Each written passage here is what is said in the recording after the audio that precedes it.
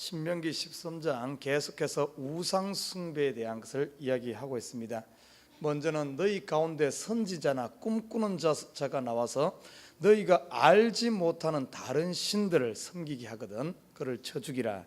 두 번째는 너희의 가까운 이웃이나 친척 아니면은 내 품에 있는 아내, 생명을 나눈 친구라든지 이런 가까운 사람이 꿰어서 우리를 유혹하더라도 그분에서 과감히 단절하고 그를 쳐 죽이라. 오늘 본문에 보면은 오늘 이 세 번째는 이 하나님께서 선택하신 여호와께서 내게 주와 거하게 하시는 한 성읍에 대하여. 이스라엘은 가나안 땅은 이스라엘 12지파로 형성되어 있습니다. 가나안 땅 하나님께서 주신 그 가운데 한 성읍이 이런 또 우상 숭배를 하거든 그 성읍 전체를 멸하라 이렇게 이야기하고 있습니다.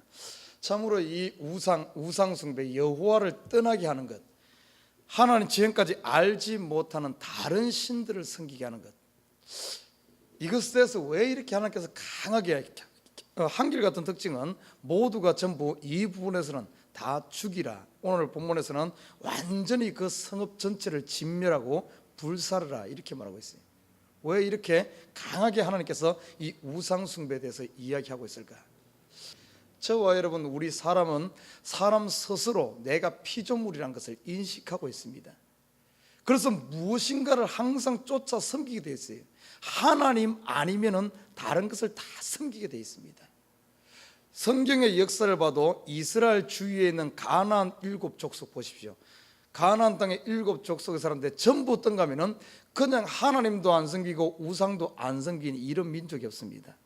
이스라엘 주위에 있는 모압이라든지 암몬이라든지 애굽이라든지 그 주위에 시리아 아니면 그 주위에 아람이라든지 바벨론이라든지 얼마나 많은 나라들이 있습니까?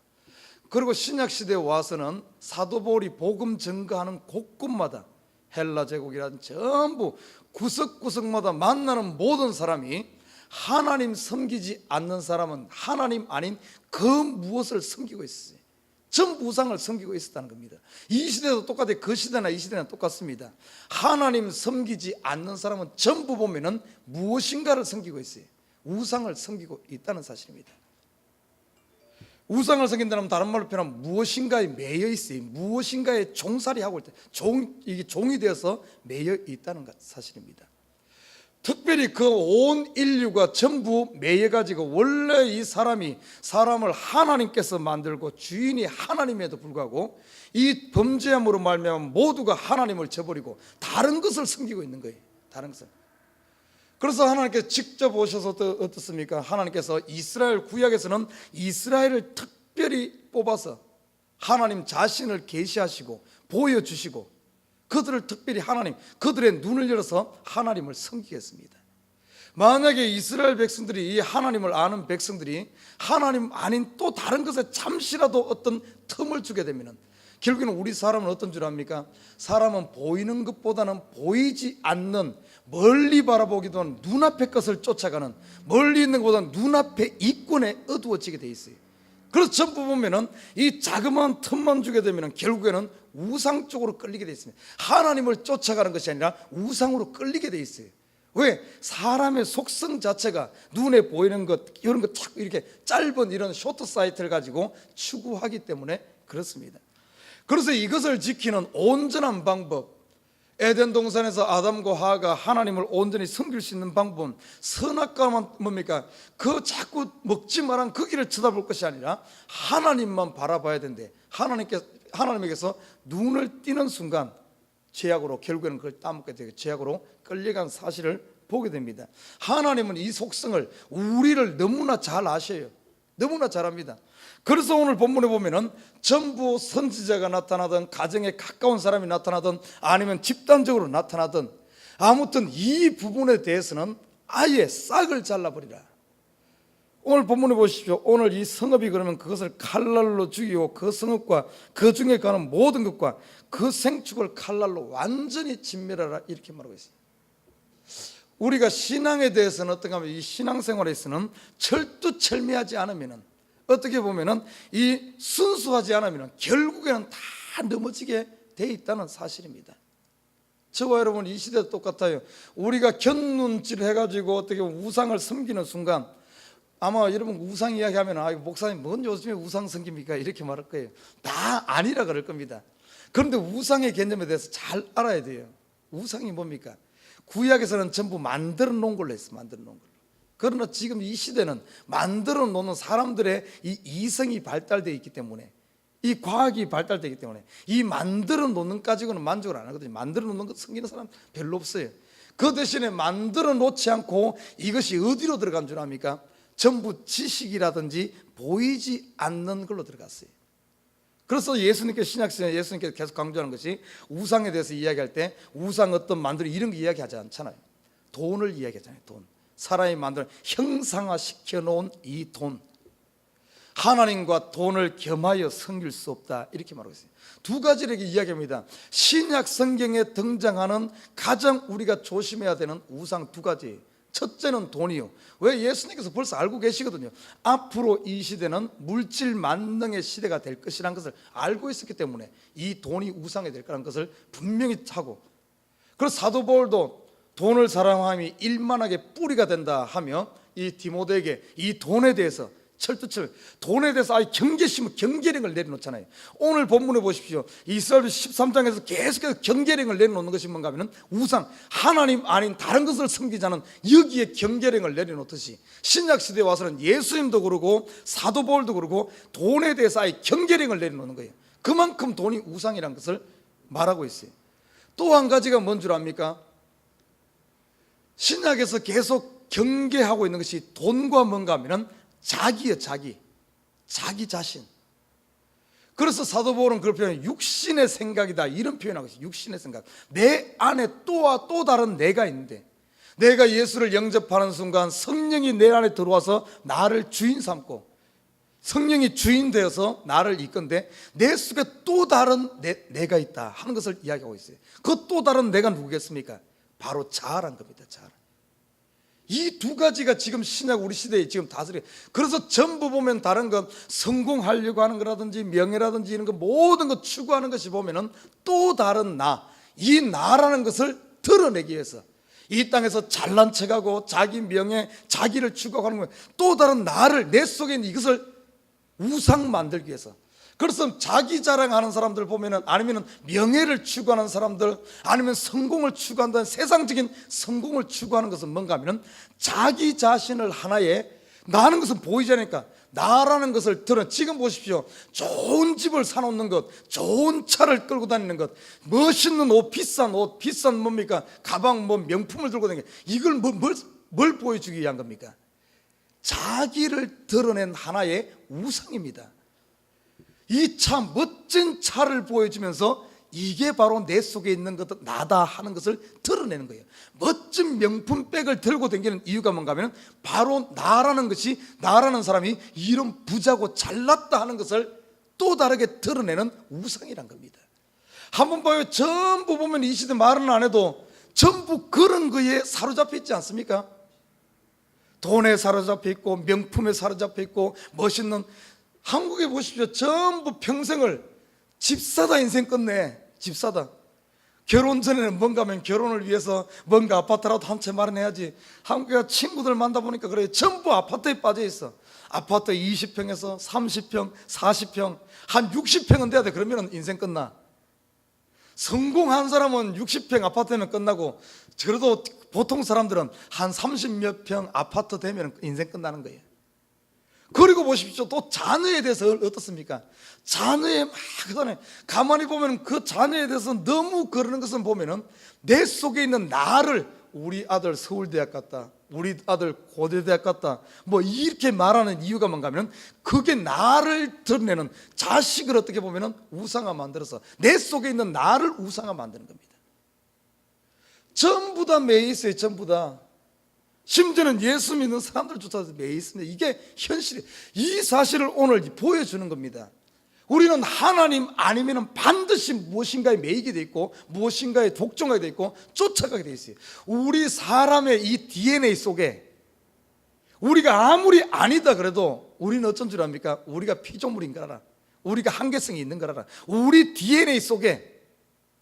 그래서 무엇인가를 섬기려고 하고 있어. 무엇인가를 추구하게 되고 무엇인가의 종이 되려고 하는, 스스로 잘난 척하지만은 결국에는 우리가 그렇게 만들어졌기 때문에 하나님 아니면은 다른 것에 복종하게 됐고 순종하게 돼 다른 것에 어떻게 보면은 매여 살게 되어 있다는 사실입니다. 그래서 오늘 하나님께서는 이스라엘 백성들의 이 경계를 하는 거예요. 너는 특별히 너희 힘으로 나온 것 아니지 않느냐, 하나님의 전적인 능력으로. 그래서 계속해서 하나님을 이야기할 때 너희가 애굽에서 종되었던 너희를 이끌어낸 하나님, 하나님의 능력으로 너희를 특별히 선택하여, 지금 신약적인 언어로 말하면 우리가 구원 얻은 것이 내 힘으로 되어진 것이 아니라 하나님의 예수 그리스도의 피의 값으로 구원 얻은 저와 여러분, 하나님 이것은 특별한 은혜입니다. 여러분이 예수 믿는 것, 이스라엘 백성들이 선택받은 것, 이건 특별한 거예요. 하나님의 전적인 은혜와 능력으로 구원 얻어놨는데, 구원은 저와 여러분 이스라엘 백성들을 가나안 땅에 보냈는데, 가나안을 너희에게 줬는데 그곳에 들어가서는 절대 하나님만 바라봐야지 다시 이 빈틈을 두지 마라 하는 거예요. 이 빈틈 들어오는 순간 사람은 어떤가 하면은 뭘 보이지 않는 하나님보다는 보이는 것을 우선하기 때문에, 이스라엘 역사가 증명합니다. 우리가 보면 이해를 할 수 없는 것이 뭔가 하면은, 야, 이렇게 하나님께서 기적을 행하고 이적을 행하고 놀랍게 이렇게 선택했는데 왜 이스라엘 백성들이 가나안에서 그렇게 타락했을까? 북쪽 이스라엘 봐요. 북쪽 이스라엘은 한 왕도 한 번도 하나님을 추구하지 않습니다. 한 번 금송아지를 섬기기 시작하고 한 번 객기를 가니까 그냥 끝까지 가는 거예요. 남쪽 유다도 똑같습니다.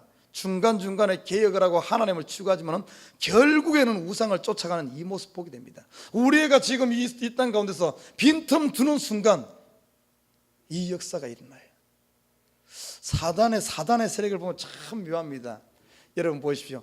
이 하나님께서 이스라엘 백성을 출애굽에서 구원시킬 때 보십시오.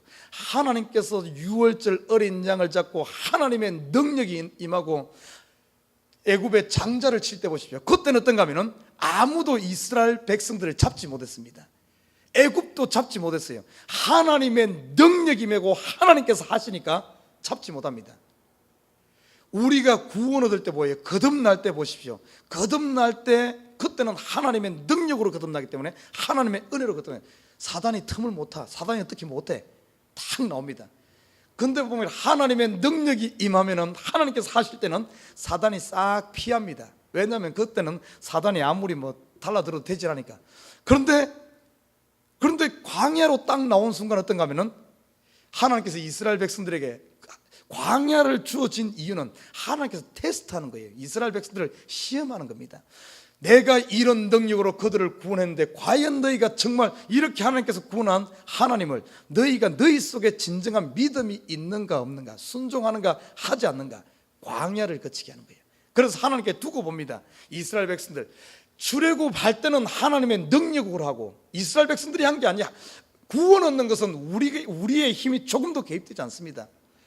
그런데 딱 구원해놓고 나서는 하나님께서 광야에 이스라엘 백성들 나오고 나서는 어떤가 하면은 하나님께서 그들의 믿음을 보는 거예요. 이들이 진짜 믿는가 안 믿는가 딱 보고, 하나님이 딱 옆에서 한 발 벽기에 있으니까 어떤가 하면은 그때 사단이 또 와서 이스라엘 백성들의 마음을 또 요동시키는 거예요. 그래서 광야에서 금송아지도 만들고 애굽으로 돌아가자 그러기도 하고 불평도 하고 원망도 하는 거예요. 지금 이 시대도 똑같아요. 지금 이 시대 똑같아.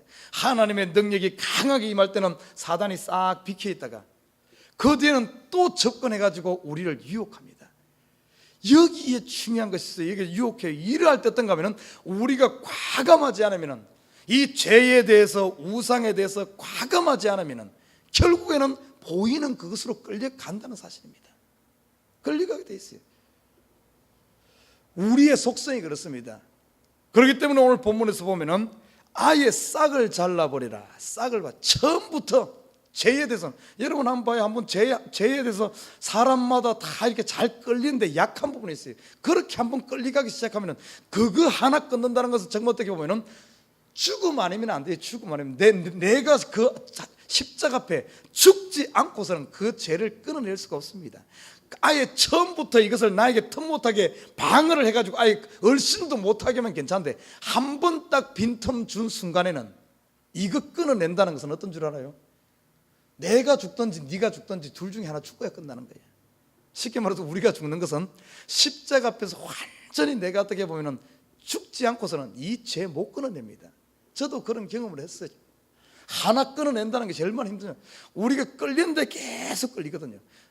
거기서 벗어난 것 같은데 또 끌려가. 어느 순간 보면 끌려가. 내가 또 믿음이 약해지면 또 끌려가.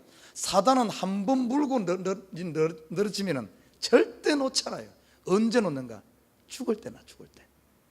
그 죽는 것이 뭔가 하면 두 가지 죽는 거예요. 내가 이 땅에서 십자가 앞에 내 스스로 죽어버리면은, 십자가 보여주고 내가 거기에 예수와 함께 죽으면 끝납니다. 그러면은 사단이 더 이상 틈 못하.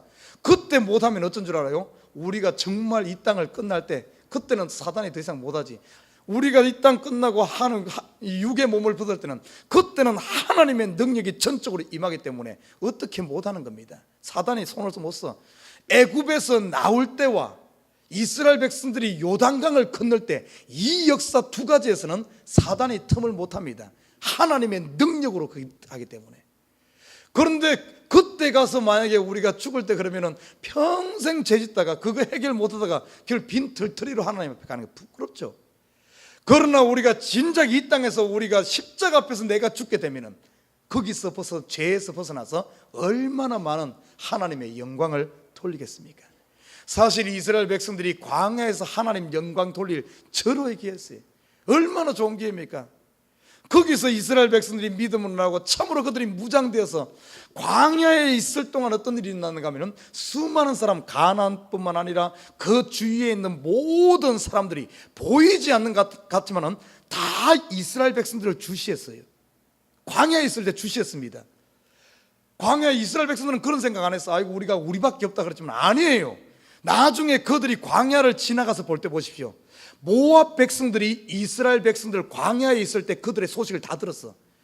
에돔 백성들이 다 들었어. 가나안 들어갈 때 가나안 백성들이 다 듣고 벌벌벌 떠는 겁니다. 지금 우리가 이 땅에 있는 동안 어떤가 하면은 안 보는 것 같지만 우리 주위의 열국들, 우리 주위에 있는 모든 사람들, 여러분 친척들 다 어떤가 하면은 우리를 주시하고 있어요. 우리가 이곳에서 믿음으로 온전히 하나님을 찬양하고 하나님의 능력 가운데 산다면은 그들이 다 뜨는 거예요. 그들이 다 보고 있습니다. 가면 갈수록 그냥 무너지는 거예요. 이스라엘 백성들이 가나안 들어갈 때 보십시오. 여리고성 들어갈 때 봐요. 그들이 스스로 두려워서 스스로 무너진 겁니다. 거기에 기생 라합 봐요. 벌써 그 기생 라합 입을 통해서 증거하잖아요. 우리가 두려워 떠서 우리 마음이 전부 녹아버렸다. 이스라엘 백성들이 흔들리지 않고 여리고성을 계속 담대하게 돌고 마지막 외침 한 번에 무너진 이유가 뭡니까? 그들 스스로 그 두려움에, 한번 생각해봐요. 여리고성 문을 한번 생각해봐요. 어떻겠어요? 아니 저 백성들이, 그 많은 백성들이 매일 공격은 안 하고 성 주위를 뱅글뱅글 도는 거예요. 매일 한 바퀴씩 도는 거예요. 나팔 불면서 얼마나 자신감 있게 돌아갔어요. 이스라엘 백성들은 자신감 있게 나팔을 불면서 돌았지만은 그 안에 있는 성 백성들은 어쩌겠어요? 정말 죽어나죠. 공격하려면 하고 말리면 말고 빨리 끝내야 되는데 공격도 안 하고, 거기서 얼마나 두려움에. 이스라엘 백성들은 하루하루 돌 때 얼마나, 마지막 날은 7바퀴를 도네. 아예 전쟁 당하기 전에 이들은 아예 그 죽어버렸어요. 그냥 다 그냥 가버린 거예요. 그러니까 마지막 한 번에 성이 무너져. 이 성이 무너졌단 말은 영적으로 다른 말로 표현하면은 그 사람들이 무너진 거예요. 그 사람들이 싸울 아예 자신감 없이 그냥 포기한, 그냥 죽어버린 거예요. 다 그냥 스스로 망하는 거예요. 스스로. 똑같습니다. 지금 우리가 이 땅에서 우리가 살면서 여러분이 참으로 우상과 타협하는 것이 아니라 정말 순수하게 여호와 신앙을 믿음으로 살아봐요. 여러분 주위에 스스로 다 무너지는 겁니다. 여러분이 제대로 살게 되면은 복음 전하러 가서 예수 예자만 이야기해도 벌써 무너지는 거예요. 능력이 납니다. 이게 우리가 살아야 될 방법이에요. 그런데 한번 틈타기 시작하고 빈틈 줘가지고 그래버리면 어떤가 하면은, 우리가 가서 칼 가지고 아무리 칼 가지고 아무리 전쟁을 해도 못 무너뜨려요. 꿈쩍도 안 해. 그들이 벌써 우리를 우습게 보는데,